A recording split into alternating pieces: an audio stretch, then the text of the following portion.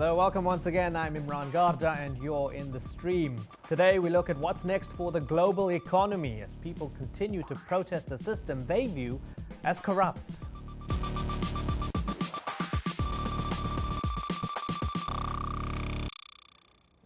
Our digital producer Ahmed Shihabuddin is back and looking out for all your live feedback. Welcome back, Ahmed. Thanks. It's good Next to be here. Ahmed, on the couch is Kat Aaron, project editor at the Investigative Reporting Workshop and also from AmericaWhatWentWrong.org. Kat, tell us a little bit about you and what you do. I am an investigative reporter, and I am looking at what's happened to poor and working people in the American economy over the last 70 years, trying to think about the big trends that have brought us to this point where so many people feel so insecure and uncertain. Give us an example of one of those big trends. I would say offshoring and outsourcing has been a huge factor, particularly for the union workforce in America, people who once had these jobs where you could earn a living wage without an advanced degree, and now those jobs have really slipped away. And those people protesting, would you be able to categorically say, for example, the Occupy Wall Street movement, they're not just a small minority of the population, that they perhaps represent a greater disenfranchisement? I think that they do. I think that a lot of people are feeling really left out right now, left out of the prosperity that they see around them.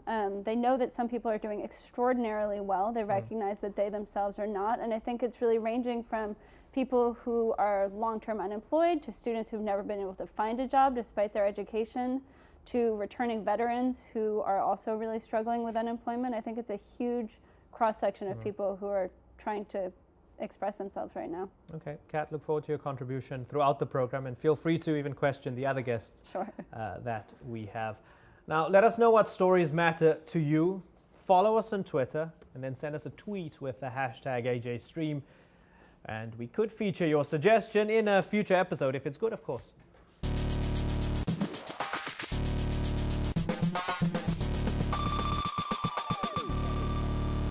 Police in Scotland are investigating the death of a young gay man who was badly beaten and burned alive in what many are calling a homophobic attack. The charred remains of 28-year-old Stuart Walker were found by the side of the road in the town of Ayrshire early Saturday morning. Initial reports claimed that he had been tied to a lamppost, and police have said he suffered from, quote, horrific injuries. Now, netizens in the UK took to Twitter over the weekend to try to make the story trend and guarantee continued mainstream media coverage. Now, if you take this tweet, for example, Patrick Strudwick, who's a columnist in London, tweeted this. He said, right, let's get Stuart Walker, the gay man burned alive and murdered yesterday, trending so newspapers take notice. And he's using the hashtag RIP Stuart Walker right there. And according to Trends Map right here, the story isn't only trending in the UK, but across much of the world. Here in Asia, parts of America, even in Africa, people are talking about this story. And some have even used Walker's photo in their Twitter avatars. Right here, NestQ on Twitter wrote, "Stamp out homophobia, show your medal, wear Stuart's picture on your avatar, hate crime has to stop." Now, Walker's death has also reignited the general debate online about homosexuality. For example, Harry James X right here says, homosexuality is found in 400 species. Homophobia is found in 1. Now think about what's unnatural. Now, it's worth mentioning that Walker was seen alive by a family friend just 2 hours before his body was discovered. And while it's not completely confirmed that his sexuality played a role in the brutal murder, or his brutal murder, officers on the case are not ruling it out as they continue their investigation. And that's just one of the many stories that here at the stream we're following. But remember, you can also share stories you're following with us, photos, videos, in whatever format you prefer. Just tweet us using the hashtag AJStream. Hi, I'm Anusha Hussain. I'm the author of the blog Anusha's Point, and I'm also a columnist at Ms. Magazine, Forbes Women, and Huffington Post, and I am on the stream. Now, from New York to Rome to Hong Kong, people have taken to the streets demanding banks and corporations be held accountable for the state of the global economy. They claim they are having to pay for the financial burden created by the wealthy, or the 1%, or even sometimes 0.01%. Protests have been ongoing here in the United States. For example, the Occupy Wall Street movement has gained a lot of momentum recently. And protesters are sounding off against high taxes, hefty student loans, low wages, and rising unemployment. For example, in Spain, nearly half the youth population, which is 25 and under, is without a job. And some are now predicting that a global recession is looming due to the amount of debt that governments are continuing to incur. And let me show you a fascinating piece from the Economist website. Here you have it. This is the current global debt clock. It's an interactive overview of government debt across the planet. And there's a lot of numbers there. It's 40 trillion, 499 billion, 753 million, 500 and, oh, see, it's already gone to 800 odd million. Look at the total debt as percentage of GDP of each nation. Here's the United States over here. Let me just zoom out of it for a second. So the United States, come on, here we go, there we go. Public debt is, look at that, it's incredible. And the public debt as percentage of the gross domestic product in the United States, 61.2%. Let's just give you a couple of other examples. Look at Japan over here. Public debt as percentage of GDP, 196.1%. That's astronomical. And then maybe let me look at a country that's in the green, that's possibly doing okay. Let's go around here. Tanzania, public debt as percentage of GDP, 23.2%. It does give you a global picture as to the amount that governments owe. Well, joining us now via Skype is Peter Schiff, the president of Euro-Pacific Capital. He was actually one of the few economists who predicted the 2008 recession. Peter, welcome to the stream. You predicted the 2008 recession.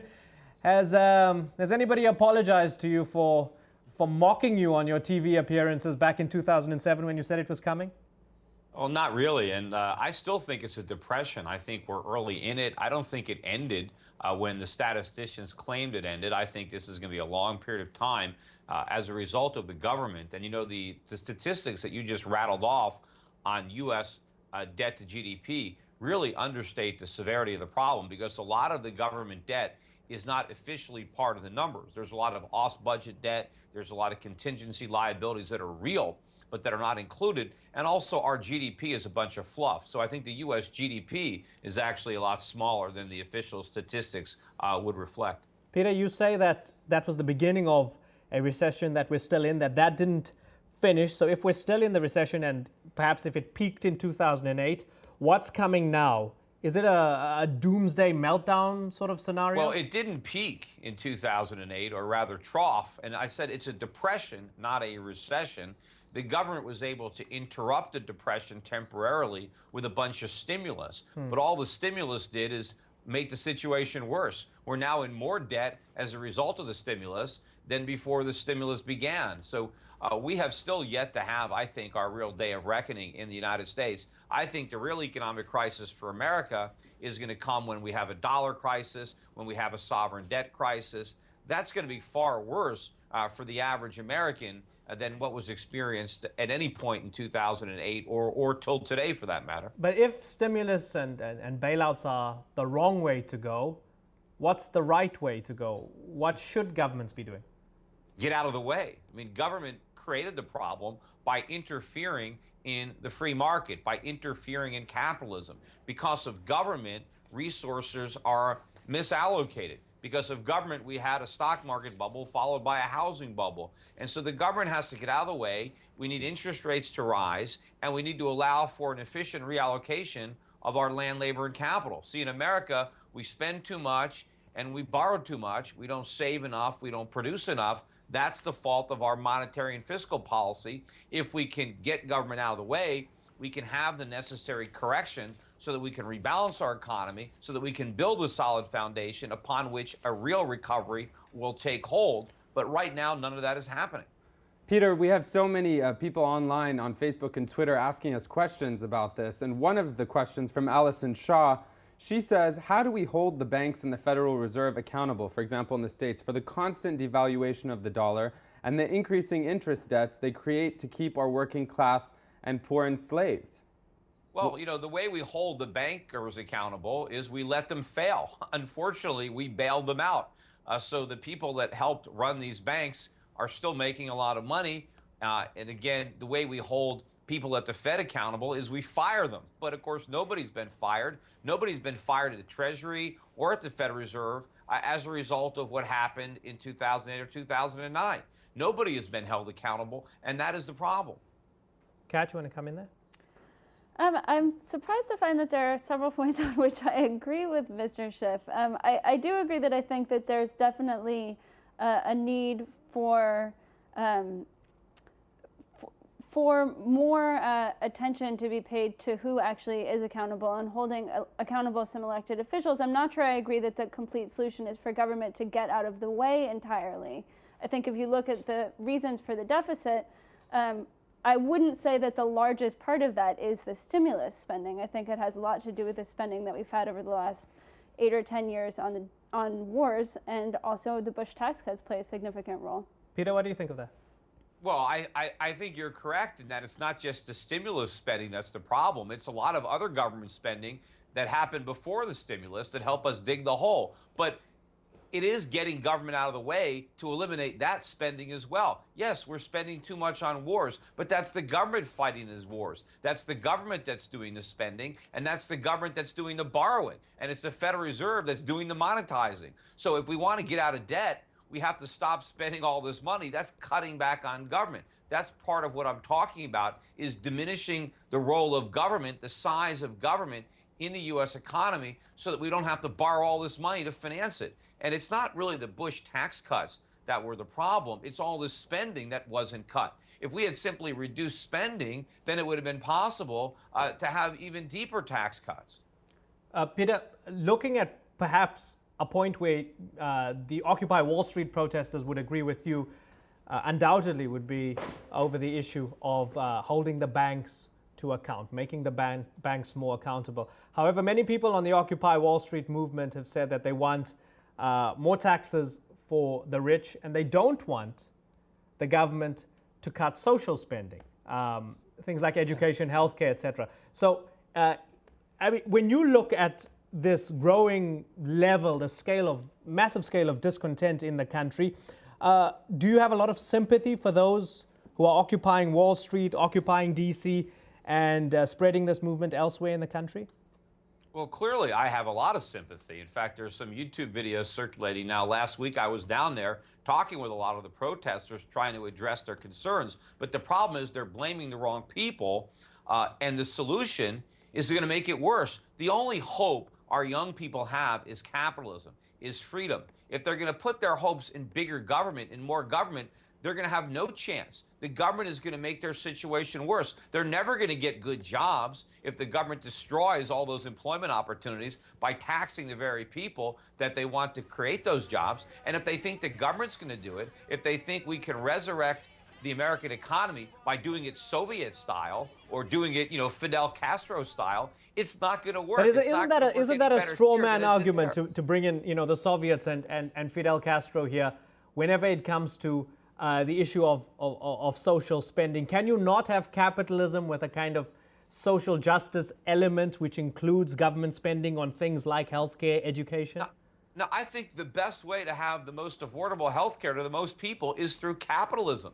That is the best way to do it. When the government gets involved, it destroys the ability of capitalism to deliver all the benefits to people. In fact, the people who benefit most from capitalism are not the guys that get rich, but everybody else. It's the middle class that benefits, because in order for people to get rich, they have to figure out how to sell things to the middle class, because that's where the money is. It's finding something that you can sell to the masses, not something that you can sell to the rich. And so it's the capitalists that creates the products, that provides the services, that provides the employment opportunities. You take the capitalist out of the picture and you replace him with some government bureaucrat, and he doesn't do nearly as good a job. Peter, but if you look, many people would say that if you look at the United States, which is, capitalist in nature, versus other countries, the healthcare system, which is the example you used, in many other countries is better in terms of large, expansive kind of measures. I just want to get 2 tweets in right here. The other Rizman says, don't forget the role Congress played in bringing the financial crisis. They represent the people who buy them election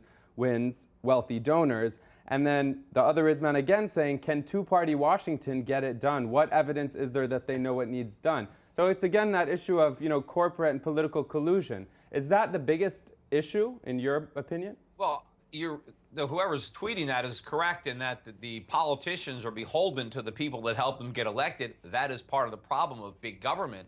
But to answer your earlier point about the fact that you can try to argue that other nations have more efficient or less costly or better healthcare systems than us, but to say it's because they have more socialism, I say is not true. I think if you go back and look at the I didn't say the word healthcare- socialism, but okay. Well, more government involvement.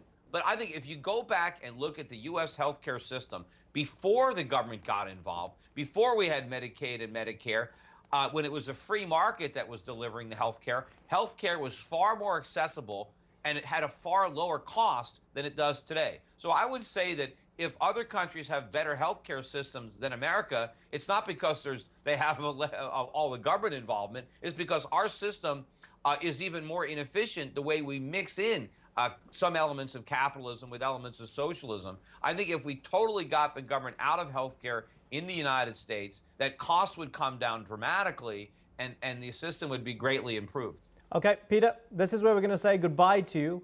We thank you very much for sharing your thoughts with us. We're going to get a Latin American and a European view now on the show. Peter Schiff, thank you very much for joining us on the stream. We hope we can speak to you in the future in better economic times, perhaps. Well, it's going to be a long wait, especially if you're talking about in the U.S. But hey, I'll be around, I hope. Ever the optimist, huh? Peter Schiff joining us there via Skype. Let's broaden it out now and let's focus on the situations in Brazil and Greece. Now, while Greece's debt has caused crisis in the streets, Brazil has actually undergone economic growth. To discuss this, we're going to be joined by a professor of economics at Tufts University, who'll join us in a moment, as well as a Brazilian political scientist. While we get them up and ready on Skype, Kat, your thoughts so far after hearing Peter Schiff? I mean, the two of you agree, I guess, the two of you agree on the problem, but not so much on the solution to the problem. I mean, I guess there are two sides to a balance sheet. Yes, there is a lot of money being spent on things like social programs. There's also money being spent on things like the war in Iraq, the war in Afghanistan, other foreign war-related spending. So I think it's a little bit specious to say that the problem is only the money that's being spent on social services and not take into account tax cuts, the amount of money that's coming into the federal coffers that can be used on social services. And I think there's a lot of people who have really good jobs that are government jobs. I don't think it's the only thing that can create a good job, but I do think that the idea that the private sector is the only possible source of solid employment is, as an example of the growing income disparity, I was having a look at some of the statistics regarding salaries, and I found the average income in the United States is $40,000 per annum.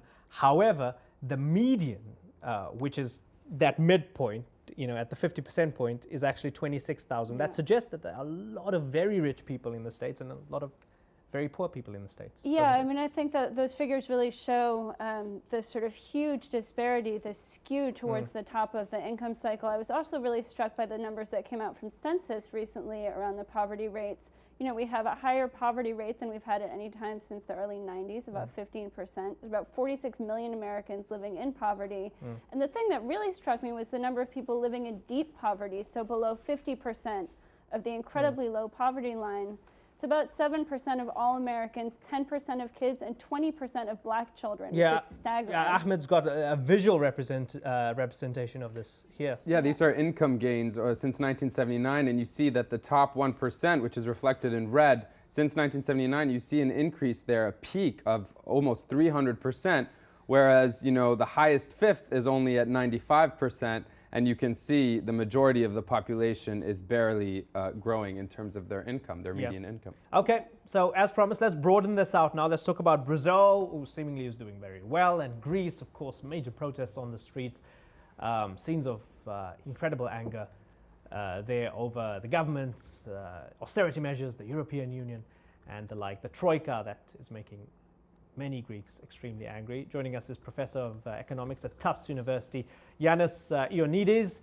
and João Castro Neves, a Brazilian political scientist. Welcome to the stream, both of you. Great to have you on the program. Thank you. Let's start on a more optimistic, positive note now. We've been talking in very apocalyptic terms for the past 10 minutes or so. João, what's been the secret to Brazil's success so far?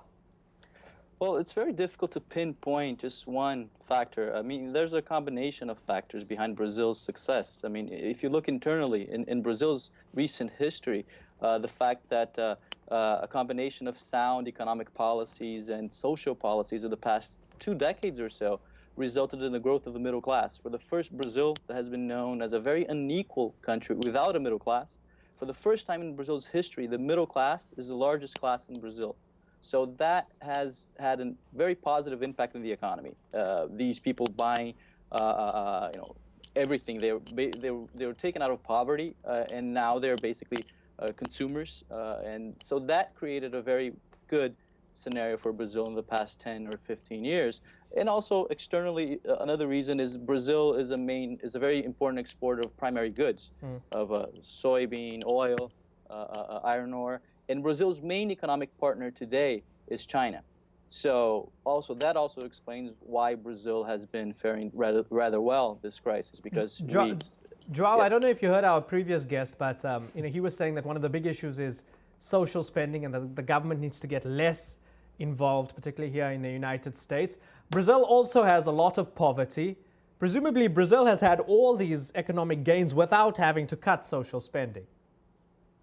Well, yes. I mean, two very different stories, I would say, Brazil and the United States. I mean, although the two countries have many similarities, if you look Brazil, the history of Brazil's social problems, I mean, very extreme in the past century, I would say. So, but if you look at the past 10 or 20 years, you've had in Brazil, the homework was done. Basically, you had a situation of economic chaos. Brazil has lived with economic chaos for the past 30, 40 years. So what the world is living today in Europe, for example, is very common for Brazilians. So it's quite ironic to see how emerging economies like Brazil, like India, are faring rather well today, and these developed economies are not. So one of the reasons, not the only one, but one of the reasons behind Brazil's success, recent success, is the fact that the government has been spending on social policies, but also has been implementing sound, rational economic policies, not for the past 5 years, but for the past 10 years. Good point, João. And we're going to continue to flesh this out in the post-show. I want to bring Mr. Ioannidis in. Greeks are angry. They've been on the streets for many, many months now. Yes. And they believe that they're being punished for something that they didn't create. They have a strong case, don't they?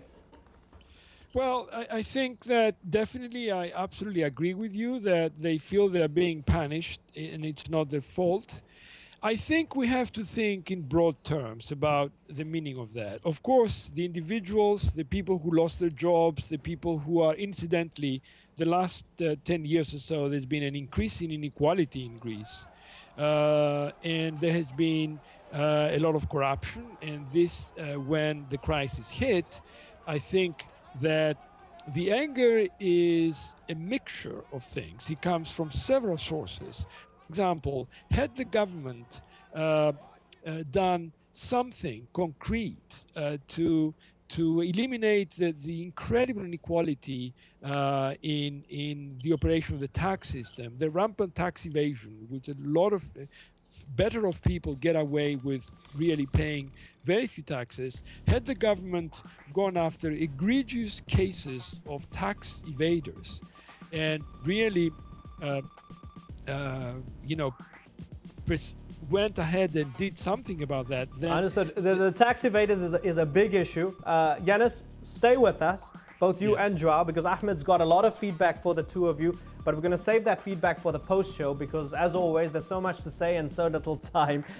So all of that feedback for the post-show. Kat will still be with us as well. So tune in at stream.aljazeera.com. See you then.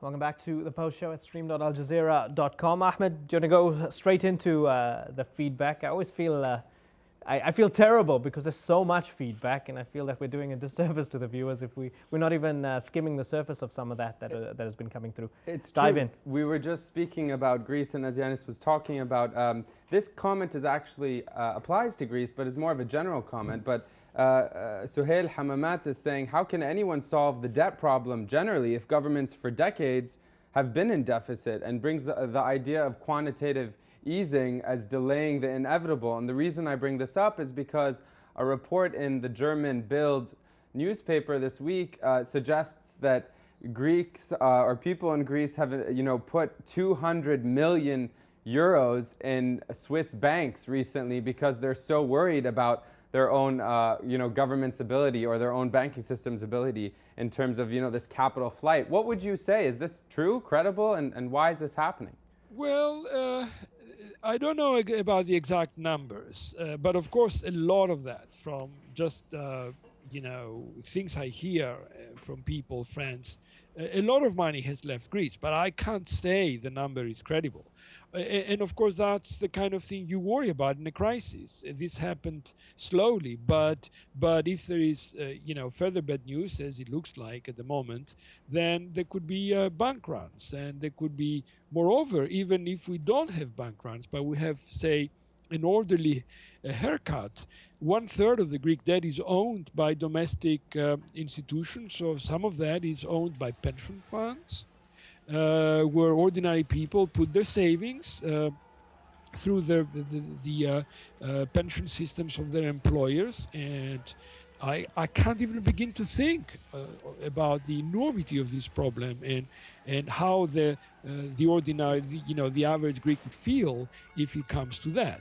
That's why I think the government has to be very careful in terms of trying and protecting these people, or else we're facing a major, really very hard to assess political crisis if things move the way they look like they're going to move at the moment. Kat? On Greece, I think the thing that I think about a lot is whether the U.S. could see something similar, and whether the level of outrage here will reach the same level that it has clearly reached in Greece. I mean, they have a different history of political mobilization, but I think the Occupy Wall Street movement and the various occupations that have sprung up outside of New York really are showing that the American public too is really fed up with the political system. There does seem to be a common thread in the sense that you have Occupy Wall Street angry at Wall Street and the guys that were bailed out after the financial crisis. Peter Schiff calls it the beginning of a depression. In Greece, for example, Goldman Sachs helped the Greek government hide some of its debt. The Greek people are not seeing anybody from Goldman Sachs being held accountable, yet they have had austerity measures imposed upon them. Do you find perhaps that there's a growing global anger towards financial institutions and financial authorities in general, as evidenced by these examples? I would say yes. I mean, I think that there's really been, in Europe and in the U.S., many people, and far beyond both Europe and the U.S., many people for whom the economy hasn't been working, not just for the last few years, but for decades. And I think that people in the industrialized nations really are sort of catching up to what a lot of other people have been experiencing for a very long time, the sense of outrage that has been coming out of countries where the global economy has not been working really has spread to the US and to Europe. And I think that sense of accountability and the absence of accountability is really going to come to a peak. And I think we'll see it in the upcoming elections this fall. And when we look at, for example, the role of the speculators in driving up food prices as well, and the way that affects lives in, say, sub-Saharan Africa. So some of those countries may not appear in the red on our Economist graphic there, which talks about debt to GDP. However, many of these countries are affected in other ways by these multiple financial crises that are ongoing. Many people have this kind of apocalyptic fear that you're going to reach some sort of meltdown. Do you share that type of fear? I don't. I don't. I think there are a lot of very sensible people in charge in the big countries, and I think that which go back to the original comments, the American political system has this amazing ability to absorb shocks. And I think since we're entering an election year and all these protests, I don't think they're going to come up to the kind of magnitude that you alluded to earlier. Now, moreover, the anger in Greece is not about financial institutions that robbed them. The anger in Greece is against their own politicians, against their own governments that have consistently been irresponsible for the last 30 years. It's not. Yes, there is a sense in which, oh, we know why are they doing it to us and so forth, but they don't isolate specifically the financial system that has profited from the crisis. Incidentally, one of the most shocking things this summer was shortly after the July 21st agreement that it was supposed to help Greece with the debt. According to Bloomberg News, which I read my financial news, there was an amazing amount of profit made by hedge funds and other speculators who took advantage of the short period of optimism following the agreement and made big gains, like 40 or 50 billion dollars. So, but that kind of stuff doesn't filter to the man on the street. That kind of stuff is stuff for people who read carefully the financial news. The anger is about people being unable to fund their daily lives. I mean, low-income people, unemployed people in Greece are really suffering right now, and we're going to see hunger, and we're going to see real suffering of the kind the Greeks have not seen for many years, and that's the problem right now in Greece, and the Greek people are unprepared for it. Yanis, on that note, we have a lot of tweets who, as we've seen the economic crisis in the world kind of shift and change, people tying and making comparisons between the Occupy Wall Street movement in the United States as well as the Arab revolutions. And here we have a tweet from Murad Murali saying Greece is chaotic, and he's likening it to the Arab revolutions. I don't know if you can see this, it's in yellow, but it says the people matter most and public reforms should be introduced. I guess I just wanted to ask you, in your opinion, don't you think this is at the end of the day about wealth disparity? Because in that German newspaper that I mentioned to you earlier, there was an editorial that criticized the Greek elite for refusing to introduce a tax on money transfers that are happening, or for penalties for tax evasion. And as you said, it's poor people that are feeling the brunt. Oh, yes, absolutely. I mean, I have been arguing and have written in the press and given interviews about deep reforms that are necessary for Greece to survive at the present juncture. And it's the only way to get out of the crisis. And tax reform, prosecuting tax evaders, improving the efficiency of the public sector, dealing with education at all levels, these things need to be done.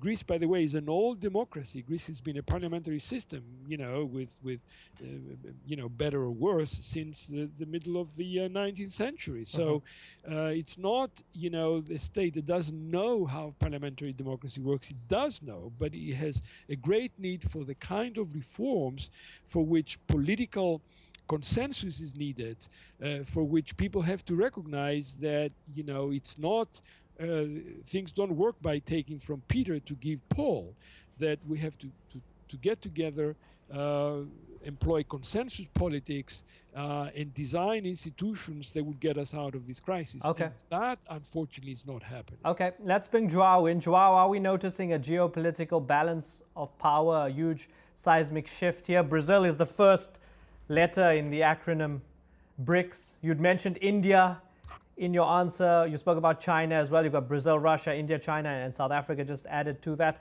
With what seems to be a kind of degradation in the United States and Europe, despite the fact that Yanis is quite optimistic that there are solid financial minds in places like the United States to help absorb the shocks, are we seeing a geopolitical shift now towards Latin America, towards Asia, towards Africa?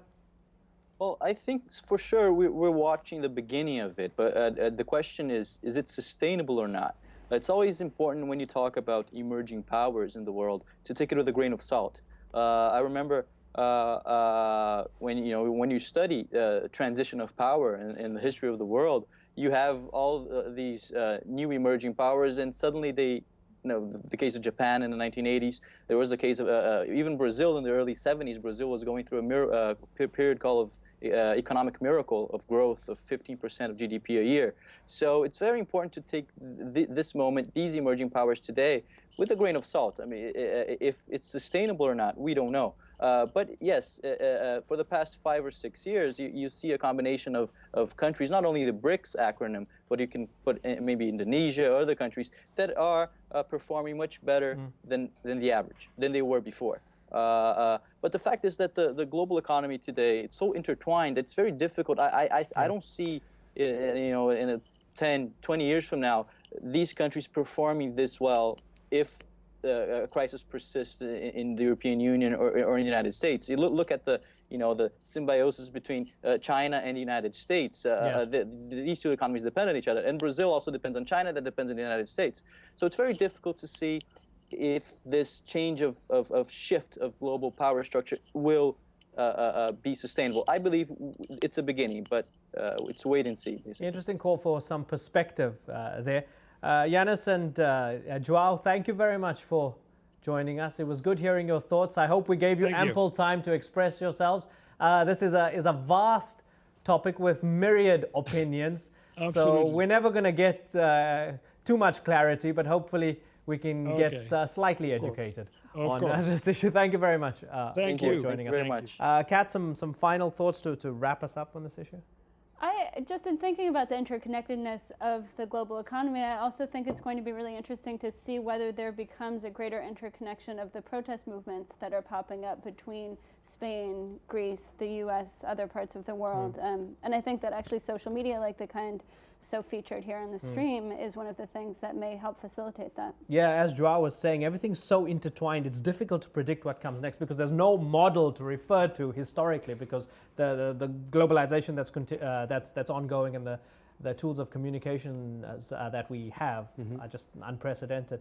Ahmed, some final feedback? Yeah, I mean, I don't want to reinforce that point too much, but there's books I think that are titled The Wealth Disparity or something along those lines. But this one comment that came in on Facebook from Francois Xavier Fediaade, quite a long name, as long as mine, says, just the top line, it says, in today's global economy, what happens in one part of the world will eventually affect the other part of the world, whether the latter intervened or participates or not.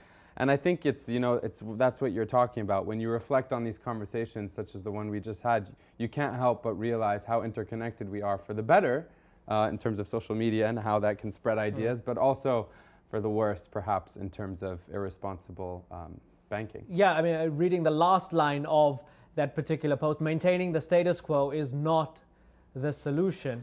And I think everybody's in agreement on that, aren't they? Everybody realizes something's broken, it's how to fix it, that's the divisive point. I don't even think it's an option. Yeah.